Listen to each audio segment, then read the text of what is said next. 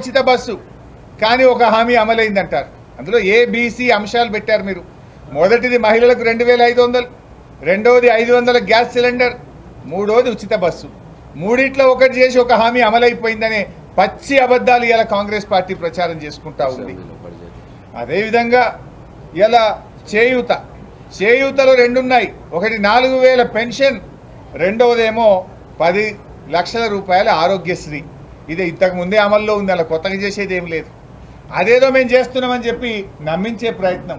అసలు ఇవ్వాల్సింది ఇలా అన్నార్థులు, అభాగ్యులు, పేదలు, వితంతువులు, ఒంటరి మహిళలు, వృద్ధులు, ఇలా వాళ్ళకు 4000 రూపాయల పెన్షన్ ఇవ్వమంటే మొండి చేయి చూపించారు మీరు.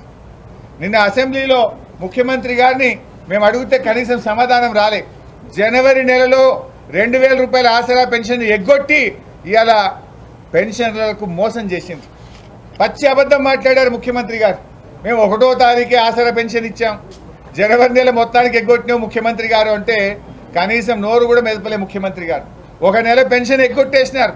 4000 మాట దేవుడెరుగు కానీ ఉన్న పెన్షన్నే ఎగ్గొట్టినారు. కొండ నాలుకకు మందేస్తే ఉన్న నాలుక పోయిందట. 4000 పెన్షన్కు ఎదురు చూస్తే 2000 పెన్షన్ జనవరి నెలలో మాయం చేసిండ్రు.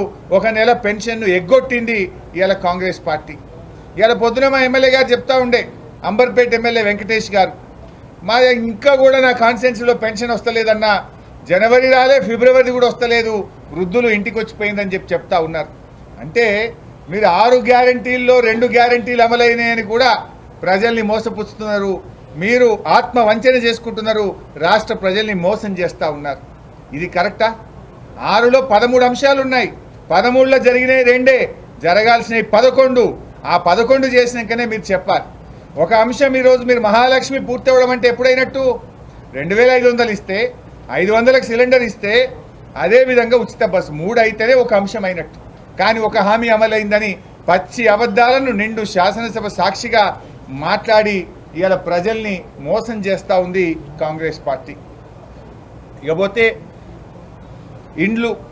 ఇండ్ల విషయంలో 119 నియోజకవర్గాలకు 3500 చొప్పున ఇండ్లు ఇస్తామన్నారు. అంటే 4,16,500 ఇండ్లు. ఒక్కొక్క ఇంటికి 5 లక్షలు వేసుకుంటే 20,820 కోట్లు కావాలి. 20,820 కోట్లు. ఎస్సీ ఎస్టీలకు 1 లక్ష రూపాయలు ఎక్కువ అన్నారు. అంటే అదొక 1,000-2,000 కోట్లు అదనమవుతుంది. అంటే దాదాపు 23,000 కోట్లు కావాలి. బడ్జెట్లో పెట్టింది ఎంత పైసా? 7,000 కోట్ల రూపాయలు. అంటే మీరు ఇండ్ల విషయంలో కూడా మోసం చేసింది. అవసరం 23,000 కోట్లు, బడ్జెట్లో పెట్టింది 7,000 కోట్లు. అంటే ఇందిరమ్మ ఇండ్ల పేరు మీద కూడా బడ్జెట్లో అవసరమైన నిధులు పెట్టకుండా ఇవాళ ప్రజల్ని మోసపుచ్చే ప్రయత్నం చేసినారు.